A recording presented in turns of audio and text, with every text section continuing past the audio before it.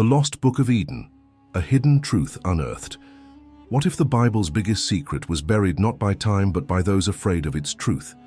Imagine a book so powerful it rewrites the story of Adam and Eve, revealing a spiritual war that shakes everything you thought you knew about Genesis. This isn't just a tale from ancient pages. It's a truth preserved in Ethiopian caves, sealed in Egyptian tombs, and carried by hands the world tried to erase. Welcome to the Book of Adam and Eve, also known as the conflict of Adam and Eve with Satan. This lost scripture, shunned as heresy by some, holds secrets that could awaken your spirit. Comment 77 if you're ready to uncover what was hidden for centuries. Hit that like button to tell the algorithm the truth can't stay buried, and subscribe. This is just the beginning. The exile from Eden, a heartbreaking new beginning. What happens when paradise is lost and all you have is a cave? Genesis ends with Adam and Eve cast out of Eden, but the story doesn't stop there. The Book of Adam and Eve, preserved in Ethiopia's sacred traditions, picks up where the Bible leaves off, plunging us into the raw, painful reality of their exile. Picture this. Adam and Eve, no longer wrapped in Eden's glow, stand at the gates of paradise. The garden's lush trees, the gentle voice of God, it's all gone. Instead, they're sent west to a cold, rocky prison called the Cave of Treasures.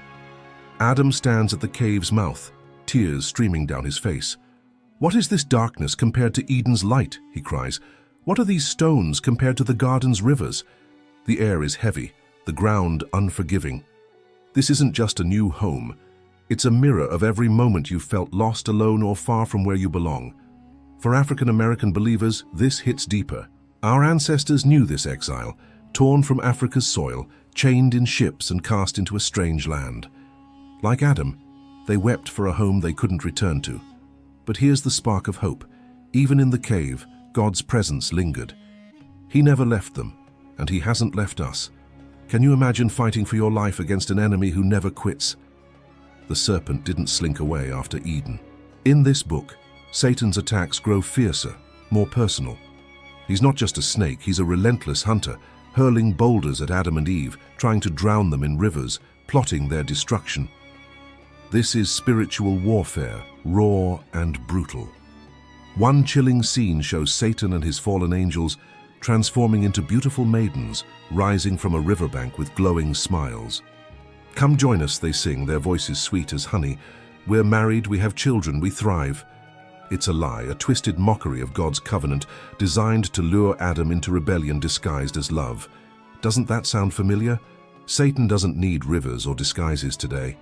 He cloaks himself in success, fame, or fake freedom, whispering promises that lead to traps. Whether it's chasing money, pleasure, or a life that looks perfect online, the enemy's game hasn't changed. He wants to pull you off God's path. Comment below. What is a temptation you've faced that felt too good to be true? Let's keep this real and keep watching to see how Adam and Eve fought back. The covenant of marriage, a divine design. What if love was meant to be more than feelings? Adam and Eve didn't rush into each other's arms after Eden. They didn't cling out of fear or loneliness. Instead, they waited, 223 days to be exact, over 7 months of fasting, praying, and seeking God's will. They stood apart, proving their hearts were aligned with heaven before their hands joined in marriage. When the time came, God sent angels bearing gifts, gold, incense, and myrrh, the same treasures offered to Jesus centuries later. This wasn't just a wedding, it was a prophetic act, linking their union to the Messiah's birth. Marriage in God's design isn't a quick fix for loneliness. It's not about chasing butterflies or settling for less.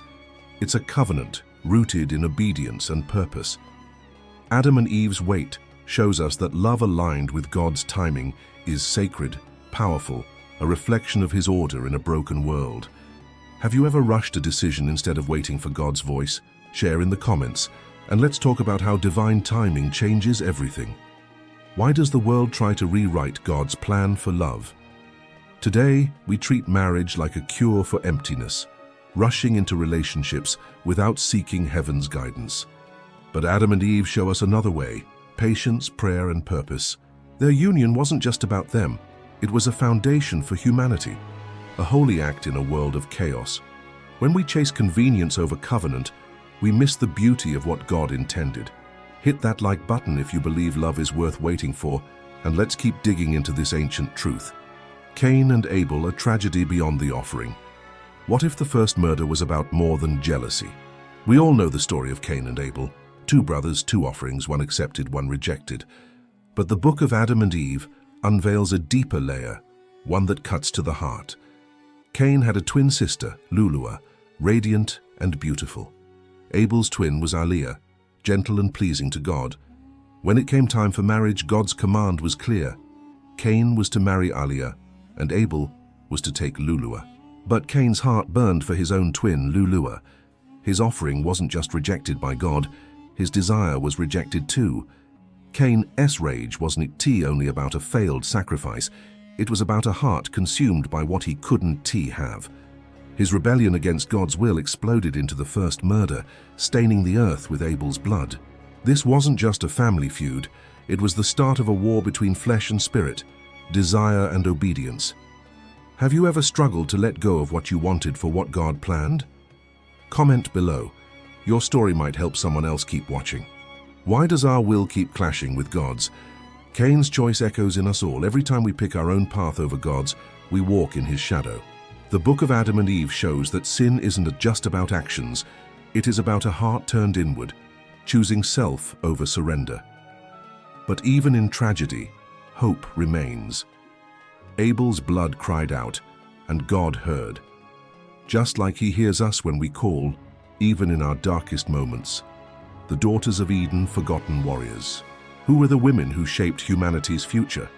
The Bible is silent on the daughters of Adam and Eve, but apocryphal texts like the Book of Jubilees give them names: Awan, Azura, Kalmana, Bolera. These women weren't just wives or mothers, they were builders, healers, the backbone of the first tribes. Awan, married to Cain, birthed a line that forged tools, played music, and built cities. Azura, joined to Seth, carried the seed of righteousness, giving life to Enosh, under whom people began to call on God's name. These daughters carried more than children. They carried hope. They taught survival, passed down Eden's memories, and nurtured faith in a cursed world. Ancient traditions say women like Nama held sacred wisdom, music, medicine, the stars' patterns.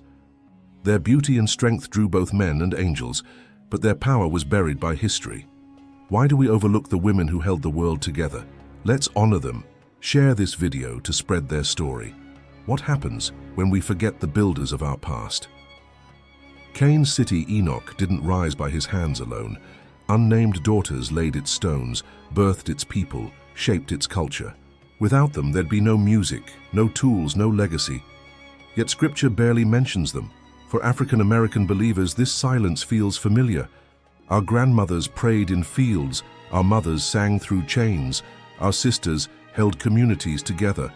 Like Awan and Azura, they were warriors, their names unwritten, but their impact eternal. Subscribe to join us in reclaiming these stories, because the truth can't stay hidden. Seth's legacy, a path to redemption. Can one family's faith change the world? While Cain's line chased glory, cities, harps, vengeance, Seth's descendants chose God. From Seth came Enosh, then Enoch, who walked so closely with God, he never tasted death. Noah, the ark builder, came from this line, preserving life through the flood. But none of it would have happened without Azura, Seth's wife, the matriarch of a godly legacy. The book of Adam and Eve shows two paths: Cain's, driven by pride, and Seth's, rooted in worship. The sons of God on Mount Hermon were meant to stay holy, but Cain's descendant Jenon lured them with music, drawing them into sin. Yet Seth's line held fast, calling on God's name. Which path are you walking, pride or purpose? Comment below and let's keep this journey going. Why does righteousness outlast empires? Cain's cities crumbled, but Seth's faith endured. Azura's children carried God's promise, leading to Noah, then Abraham, then Jesus. Every step was built on a woman's strength, a mother's prayer. Their legacy reminds us that God's plan doesn't fade, no matter how dark the world gets. Hit that like button if you're inspired by this faith. and let's see how it all ties together. A story for the silenced. What does Eden's exile mean for us today? The Book of Adam and Eve isn't just an ancient text, it is a mirror for anyone who has felt cast out, unseen, or erased. For African American believers, it's a call to remember our own journey. Our ancestors were torn from their Eden, forced into caves of suffering, plantations, ghettos, prisons. Yet, like Adam and Eve, they weren't abandoned. God's voice called to them, just as it calls to us. The daughters of Eden, Awan, Azura, Kalmana, Bolera, were the unsung heroes of humanity's dawn. They birthed nations, carried faith, and held hope when the world was broken. Our grandmothers did the same, praying through pain, singing through chains. Their strength flows in us, a sacred lineage of resilience. Have you ever felt connected to an ancestor's fight? Share in the comments, your story matters. Why was this book hidden? Scholars called it pseudepigrapha, a word meant to dismiss. They labeled it heresy, pushed it aside. But why? Was it too raw, too real, revealing truths the powerful couldn't handle? Preserved in Ethiopia, rediscovered in Egypt, this book speaks of a God who sees the exiled, hears the silenced, and lifts the forgotten. It challenges us to look beyond the canon, to seek the stories buried by time. Add a call to remember. Are you ready to reclaim your legacy? The Book of Adam and Eve isn't just about the past, it's about us now. It's about recognizing the daughters who built the world, the faith that survived exile, the God who never leaves. To every believer, especially those whose history has been erased, know this: you come from warriors. Your grandmothers, like Awan, built from ruins. Your mothers, like Azura, birthed hope. You are not invisible. God sees you, always has, always will. This story isn't over. It lives in you.